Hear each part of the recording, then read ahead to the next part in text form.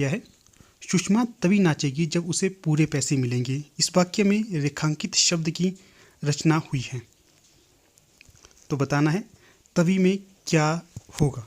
ठीक है, विकल्प ए है तब जमा भी, विकल्प बी है तब जमा ही, विकल्प सी है तब जमा ही, या विकल्प डी।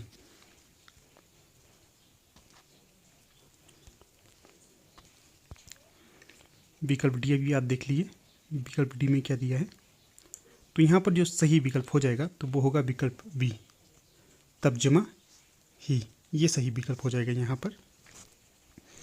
चलिए अब दूसरा प्रश्न देख लेते हैं। तोड़ दो यह क्षितिज में भी देख लूं उस पार क्या है, पंक्तियां किसकी हैं। विकल्प में है महादेवी वर्मा, निराला, पंत प्रसाद। तो सही विकल्प यहाँ पर क्या होगा अवश्य बताइए। तो यहाँ पर सही विकल्प हो जाएगा महादेवी वर्मा। ये पंक्तियां महादेवी वर्मा की हो जाएंगी। अगला प्रश्न है 3, निम्न में से किस कृति को ज्ञानपीठ पुरस्कार नहीं मिला है। यहाँ पर एक ऐसी कृति है जिसे ज्ञानपीठ पुरस्कार नहीं दिया गया है, बाकी सभी रचनाओं को ज्ञानपीठ पुरस्कार मिला है। ठीक है, तो उसका नाम बताना है। तो यहाँ पर तीसरे का सही विकल्प हो जाएगा विकल्प सी, जो तमस नामक उपन्यास है इसे ज्ञानपीठ पुरस्कार से नहीं नवाजा गया है। आपके लिए प्रश्न छोड़ता हूँ, आपने बताना है कि जो तमस नामक उपन्यास है ये किसका उपन्यास है। ठीक है, ये प्रश्न का उत्तर आप दीजिएगा। बाकी जो उर्वशी है, चिदम्बरा है, यामा है।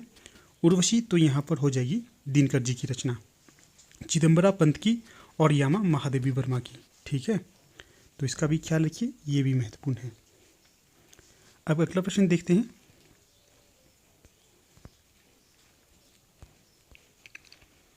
प्रश्न संख्या है 4, अरे यायावर रहेगा याद किस विधा की रचना है।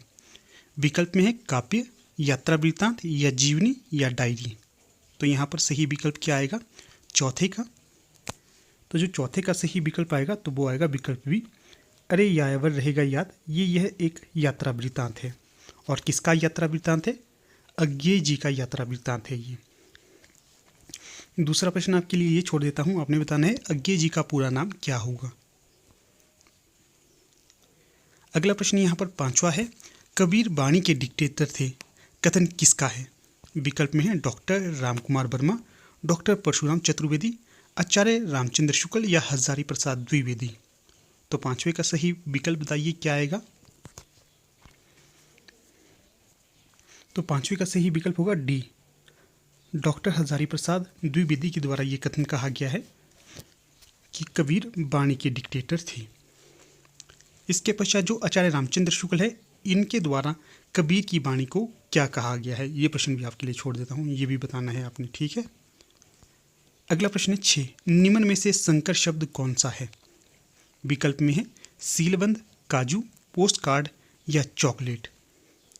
तो छठे का सही विकल्प बताइए क्या आएगा। तो छठे का सही विकल्प हो जाएगा विकल्प ए, सीलबंद जो है यह संकर शब्द हो जाएगा। ठीक है,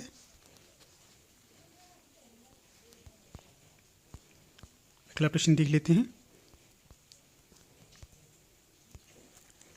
तो अगला प्रश्न है यहाँ पर 7, इसमें पूछा गया है इनमें से कौन सा कवि अष्टछाप का नहीं है। विकल्प में है सूरदास, रैदास, कुंभनदास, या नंददास। तो 7वें का सही विकल्प बताइए क्या होगा। तो यहाँ पर जो विकल्प बी है रैदास, ये आपके अष्टछाप के कवि नहीं माने जाते हैं। बाकी सूरदास, कुंभनदास और नंददास ये तीनों ही अष्टछाप के कवि माने जाते हैं। जो अष्टछाप में कई बार प्रश्न पूछा जाता है अष्टछाप में कितने कवि हैं, तो आप अष्ट से ही ये पता लगा सकते हैं कि इसमें 8 कवि होंगे। ठीक है, इसमें जो विट्ठलनाथ जी थे, विट्ठलनाथ जी के द्वारा अष्टछाप की स्थापना की गई थी, इसका भी ध्यान रखिएगा। अगला प्रश्न है यहाँ पर 8, आदिकालीन काव्यधारा में उपलब्ध नहीं है। तो बताना है कि जो आदिकालीन काव्यधारा उसमें क्या उपलब्ध नहीं है। विकल्प में है जैन साहित्य, नाथ साहित्य, सिद्ध साहित्य, या सिख साहित्य। इजी सा प्रश्न है, आशा करता हूँ सभी इसका सही विकल्प का चयन करेंगे। तो जो आदिकालीन काव्यधारा में उपलब्ध नहीं होगा तो वो विकल्प डी, सिख साहित्य उपलब्ध नहीं होगा। ठीक है, बाकी जैन साहित्य, नाथ साहित्य और जो सिद्ध साहित्य ये नहीं होगा, ये तीनों ही होंगे। जैन साहित्य भी होगा, नाथ साहित्य भी होगा और सिद्ध साहित्य भी होगा, पर जो सिख साहित्य है ये नहीं होगा इसमें। ठीक है, चलिए अगला प्रश्न देख लेते हैं। कभी कुछ ऐसी तान सुनाओ जिससे उथल पुथल मच जाए। पंक्तियाँ किसकी हैं? विकल्प में है बालकृष्ण भट्ट, बालकृष्ण शर्मा नवीन, रामनरेश त्रिपाठी, माखनलाल चतुर्वेदी या सोहनलाल द्विवेदी। तो 9वें का सही विकल्प का चयन करें, क्या आएगा यहाँ पर? तो जो 9वें का सही विकल्प हो जाएगा तो वो होगा विकल्प ए। ये बालकृष्ण शर्मा नवीन की पंक्तियाँ हो जाएंगी। कभी कुछ ऐसी तान सुनाओ जिससे उथल पुथल मच जाए। बाकी जो माखनलाल चतुर्वेदी हैं, इनके द्वारा भी एक प्रसिद्ध कविता लिखी गई है, पुष्प की अभिलाषा। ये भी कई बार परीक्षा में पूछी जाती है, इसका भी ध्यान रखना है आपने।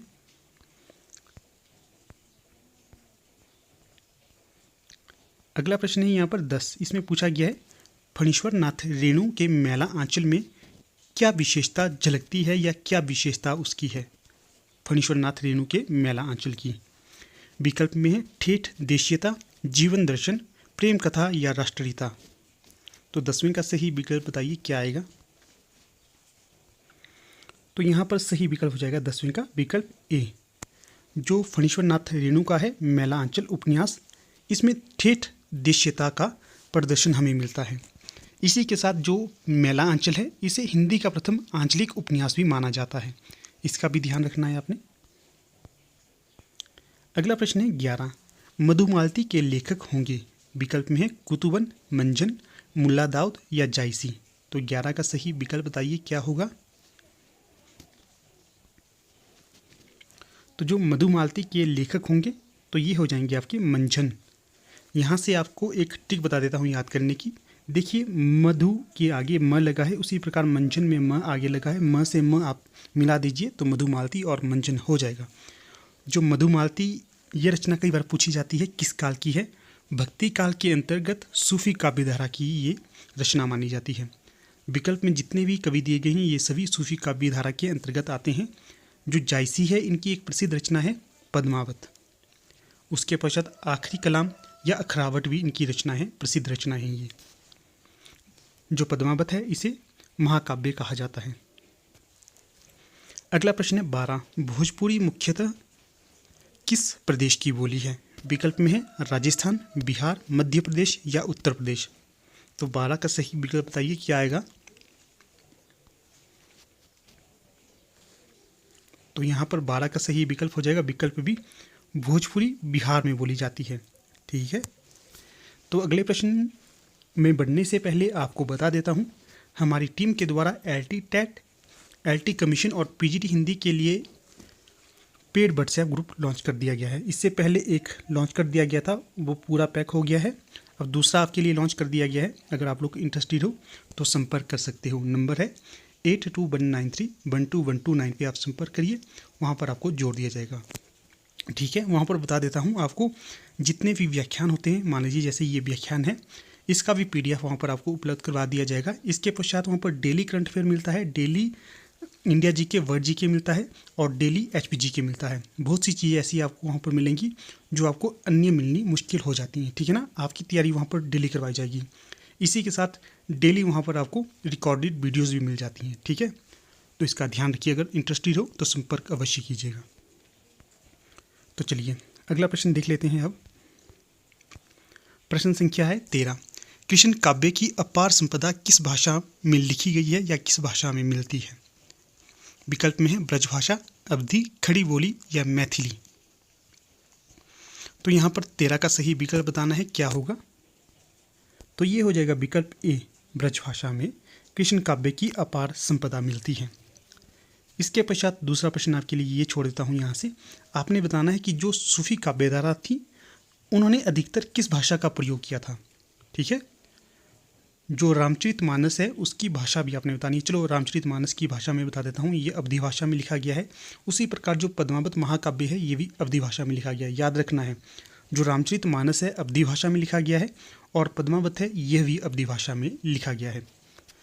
एक प्रश्न छोड़ देता हूँ यहाँ से, ऐसे कैसे जाने दूँ। चलिए आपको बताना है कि जो खड़ी बोली का प्रथम महाकाव्य किसे कहा जाता है। सरल सा प्रश्न है, आपने इसका उत्तर देना है। अगला प्रश्न देख लेते हैं 13 के पश्चात। अगला प्रश्न है यहाँ पर 14। मैं सत्य कहता हूँ सखे, सुकुमार मत जाना मुझे, यमराज से भी युद्ध में प्रस्तुत सदा जाना मुझे। ठीक है, तो ये पंक्तियाँ पूछी गई है, इनमें कौन सा रस होगा। पंक्तियाँ फिर से पढ़ता हूँ। मैं सत्य कहता हूँ सखे, सुकुमार मत जाना मुझे, यमराज से भी युद्ध में प्रस्तुत सदा जाना मुझे। तो इन पंक्तियों में बताना है कौन सा रस है। विकल्प है करुण रस, वीर रस, रौद्र रस या भयानक रस। तो सही विकल्प का चयन करें। यहाँ पर क्या आएगा 14 का। तो यहाँ पर जो 14 का सही विकल्प हो जाएगा विकल्प बी। यहाँ पर वीर रस का प्रयोग किया गया है। अगला प्रश्न पूछा गया है 15। संचारी भावों की संख्या कितनी मानी गई है। विकल्प में है 27, 33, 31 या 30। तो 15 का सही विकल्प बताइए क्या होगा।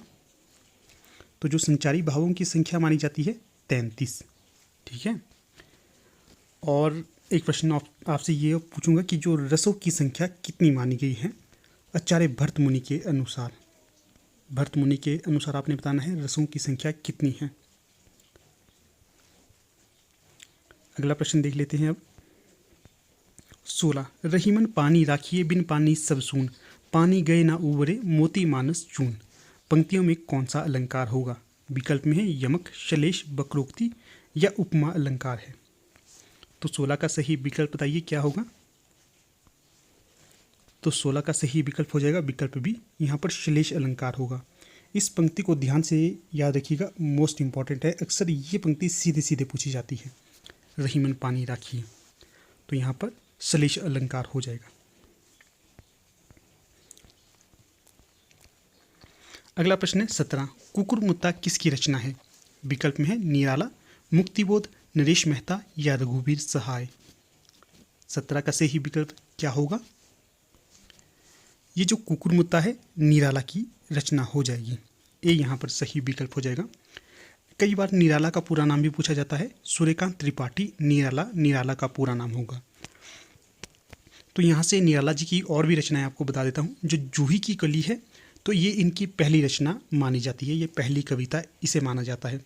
इसके पश्चात कई बार ये भी प्रश्न पूछा जाता है कि जो निराला जी की जूही की कली थी, इसे किस संपादक के द्वारा छापने से इनकार कर दिया गया था। तो ये थे सरस्वती के संपादक महावीर प्रसाद द्विवेदी ने इसे छापने से इनकार कर दिया था। छापने का इनकार करने का उनका तर्क था ये कि इसमें अश्लीलता के तत्व पाए गए हैं, इसलिए वे इसे छापने से इनकार कर देते हैं। ठीक है, और निराला की अन्य कृतियाँ बता देता हूँ। एक तो जो राम की शक्ति पूजा है, मोस्ट इम्पॉर्टेंट है। वह तोड़ती पत्थर मोस्ट इम्पॉर्टेंट रचना है। और सरोज स्मृति, ये इनकी मोस्ट इम्पॉर्टेंट रचनाएं हैं या कविताएं हैं। ठीक है, इनका भी ध्यान रखना है। और जो मुक्तिबोध है विकल्प भी इनकी है। अंधेरे में बहुत प्रचलित कविता है इनकी, ये लंबी कविता है। चलिए अब अगला प्रश्न देख लेते हैं 18। नलिन विलोचन शर्मा और केसरी कुमार किस वाद से संबंधित हैं। विकल्प में है नकेनवाद, प्रगतिवाद, मार्क्सवाद या प्रयोगवाद। तो 18 का यहाँ पर जो सही विकल्प हो जाएगा तो वो हो जाएगा विकल्प ए, नकेनवाद। तो यहाँ से आप देख सकते हैं नकेन, ये जो 3 शब्द है यहाँ से यहाँ पर तो 2 कवि दिए हैं, एक और भी है। न से हो जाएगा नलिन विलोचन शर्मा, और क से हो जाएगा केसरी कुमार, और लास्ट का जो न है, एक देखिए, एक न से तो हो गया नलिन विलोचन शर्मा, फिर के से हो गया केसरी कुमार, और फिर जो लास्ट में न फिर से आता है, इससे हो जाएगा नरेश कुमार या नरेश। ये सीधे याद रखिए, इन तीनों कवियों के नाम से ये वाद प्रचलित हुआ है, नकेनवाद। चलिए अगला प्रश्न देख लेते हैं 19। परिंदे कहानी के लेखक कौन हैं। विकल्प में है निर्मल वर्मा, दूधनाथ सिंह, रविंद्र कालिया, रमेश बख्शी। तो 19 का सही विकल्प बताइए क्या होगा। 19 का यहाँ पर सही विकल्प हो जाएगा विकल्प ए, निर्मल वर्मा की ये कहानी हो जाएगी परिंदे। ठीक है, तो कई बार ये प्रश्न आपसे बनता है कि जो परिंदे कहानी है इसकी मुख्य पात्रा कौन है।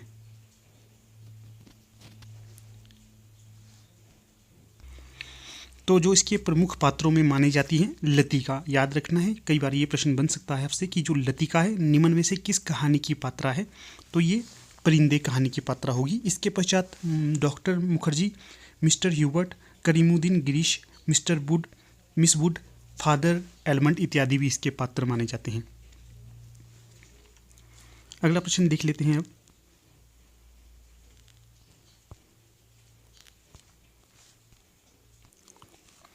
प्रश्न संख्या 20 है, प्रेमचंद के किस उपन्यास को ग्रामीण जीवन और कृषक संस्कृति का महाकाव्य माना जाता है? विकल्प में है प्रेमाश्रम, गोदान, रंगभूमि या कर्मभूमि।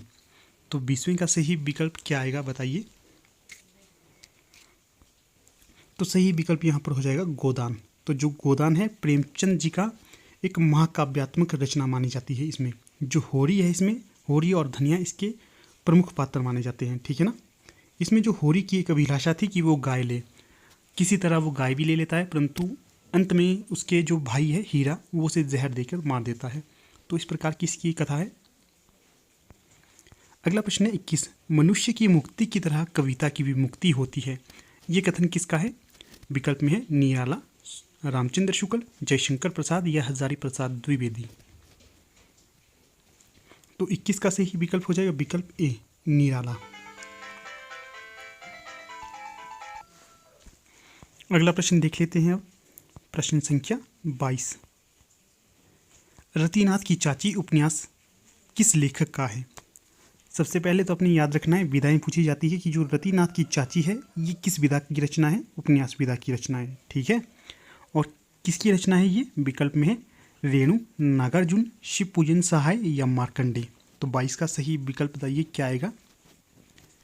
तो जो रतिनाथ की चाची है ये नागार्जुन की रचना या उपन्यास माना जाता है, ठीक है। तो 20 सही विकल्प हो जाएगा यहाँ।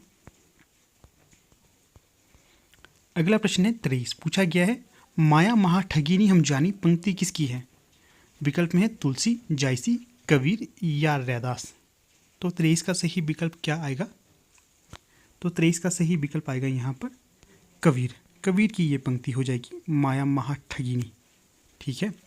बाकी जो तुलसीदास है, जायसी है, रैदास है, ये चारों ही भक्ति काल के कवि माने जाते हैं। जो रैदास और कबीर हैं ये माने जाते हैं निर्गुण संप्रदाय के अंतर्गत। जायसी भी माने जाते हैं पर ये सूफी काव्यधारा के अंतर्गत होंगे। और जो तुलसीदास हैं ये राम भक्ति काव्यधारा के अंतर्गत आते हैं, सगुण काव्यधारा के अंतर्गत। अगला प्रश्न है 24, रतिहास, शोक आदि भावों की गिनती इनमें से किस भाव के अंतर्गत आती है? विकल्प में है संचारी भाव, अनुभाव, स्थायी भाव या फिर विभाव। तो 24 का सही विकल्प क्या आएगा यहाँ पर? तो 24 का यहाँ पर जो सही विकल्प आएगा तो वो आएगा विकल्प सी, स्थायी भाव के अंतर्गत ये आएंगे रतिहास, शोक आदि। चलिए अगला प्रश्न देख लेते हैं 25, उदंत मार्टन किस प्रकार का पत्र है? विकल्प में है पाक्षिक, दैनिक, साप्ताहिक या मासिक। तो 25 का सही विकल्प बताना है आपने। तो 25 का सही विकल्प हो जाएगा ये एक साप्ताहिक पत्र था, ठीक है। इसे हिंदी का प्रथम पत्र होने का भी गौरव प्राप्त है। जो पंडित जुगल किशोर थे, कानपुर के रहने वाले, उन्होंने इसे प्रथमतः निकाला था, ठीक है। इसे हिंदी का प्रथम पत्र मानते हैं, इसका भी ध्यान रखिएगा। चलिए अब अगला प्रश्न देख लेते हैं। अगले प्रश्न में बढ़ने से पहले आपको बता देता हूँ, हमारी टीम के द्वारा PGT Hindi, LT commission, LT TET या हिंदी साहित्य की कोई भी और परीक्षा हो उसके लिए ऑनलाइन पेड बैच स्टार्ट कर दिए गए हैं। अगर आप लोग इंटरेस्टेड हो तो आप इस नंबर पर संपर्क करिए। संपर्क सूत्र है 8219312129। तो अवश्य संपर्क करिए, आपको इससे जुड़कर अवश्य लाभ होगा, ठीक है। तो चलिए अब चलते हैं प्रश्न की तरफ। तो यहाँ पर प्रश्न पूछा गया है 26, नागरी प्रचारणी सभा की स्थापना कब हुई थी? विकल्प में है 1893, 1855, 1847 या 1978। तो 26 का सही विकल्प क्या आएगा? तो 26 का सही विकल्प आएगा विकल्प ए, 1893 में नागरी प्रचारणी सभा की स्थापना हुई थी। तो कई बार जब मैं टेस्ट लेता हूँ तो ज़्यादातर बच्चे जो 1896 कर देते हैं, पता नहीं उन्होंने कौन सा कन्फ्यूज़न पाला है जो 1896 करते हैं। तो यहाँ पर 1896 नहीं होगा, जो सभा की स्थापना हुई थी ये पहले हुई थी 1893 में। और जो नागरिक प्रचारणी पत्रिका थी इसका 1896 में प्रकाशन किया गया था, ठीक है। इसका भी ध्यान रखना है, छोटी छोटी गलतियाँ नहीं करनी है ये छोटी छोटी ही गलतियाँ आपको एग्जाम में पीछे कर देती हैं। चलिए अब अगला प्रश्न देख लेते हैं। अन्नामदास का पोथा उपन्यास किसका है? याद रखिएगा क्या है ये अन्नामदास का पोथा, यह उपन्यास है, ठीक है ना। विकल्प में है भगवती चरण वर्मा, हजारी प्रसाद द्विवेदी, इलाचंद्र जोशी या उपेंद्र नाथ अश्क। यहाँ से एक और बात भी आपको स्पष्ट कर देता हूँ। ये देखिए यहाँ पर टिक लगाए हुए हैं, आपने टिक के हिसाब से नहीं जाना है। किसी प्रश्न का उत्तर तो टिक के हिसाब से सही होगा, पर अधिकतर प्रश्न ऐसे हैं कि जिस भी अभ्यर्थी का ये प्रश्न पत्र है उसने गलत किए हैं, तो टिक पे मत जाइए। तो जो सही विकल्प यहाँ पर होगा उस पर ध्यान देना है आपने, ठीक है ना। अपना पूरा प्रयास आप कीजिए, आप सही विकल्प का चयन करें। तो 27 का सही विकल्प बताइए क्या आएगा? अन्नामदास का पोथा उपन्यास विधा की रचना है और किसका होगा ये? तो ये हो जाएगा विकल्प बी, हजारी प्रसाद द्विवेदी का। तो इनका एक और उपन्यास है, बहुत प्रचलित है, बाणभट्ट की आत्मकथा। तो आप समझेंगे यार बाणभट्ट की आत्मकथा दिया है, आत्मकथा ही इसकी विधा होगी, पर ये बाणभट्ट की आत्मकथा, इसकी विधा आत्मकथा नहीं, यह भी उपन्यास विधा की रचना होगी, ठीक है। चलिए अब अगला प्रश्न देख लेते हैं। 28, आषाढ़ का एक दिन रचना के लेखक होंगे। विकल्प में है मोहन राकेश, जगदीश चंद्र माथुर, उपेंद्र नाथ अश्क, दुष्यंत कुमार। तो 28 का सही विकल्प बताइए क्या होगा? तो सही विकल्प यहाँ पर हो जाएगा जो आषाढ़ का एक दिन है, यह एक नाटक है, ठीक है ना, नाटक विधा की रचना है। इसके रचनाकार हो जाएंगे मोहन राकेश। इसके पश्चात इनकी अन्य रचनाएं भी पूछी जाती है। आधे अधूरे किसकी रचना है? तो ये भी मोहन राकेश की ही रचना मानी जाती है। अगला प्रश्न है 29, खंडहर का तत्सम शब्द क्या होगा? विकल्प में है ए बी सी डी। तो यहाँ पर सही विकल्प का चयन करें, क्या आएगा यहाँ पर? खंडहर का तत्सम शब्द पूछा गया है। 29 का सही विकल्प यहाँ पर हो जाएगा विकल्प सी, खंडगृह। पहले खंडगृह था, उसके पश्चात बना है आपका खंडहर, ठीक है। तत्सम होता है संस्कृत के अनुसार शब्द, और तद्भव होता है जो खंडहर है, ये होगा आपका तद्भव शब्द। खंडहर तद्भव शब्द होगा और खंडगृह ये आपका हो जाएगा तत्सम शब्द। चलिए अब अगला प्रश्न देख लेते हैं।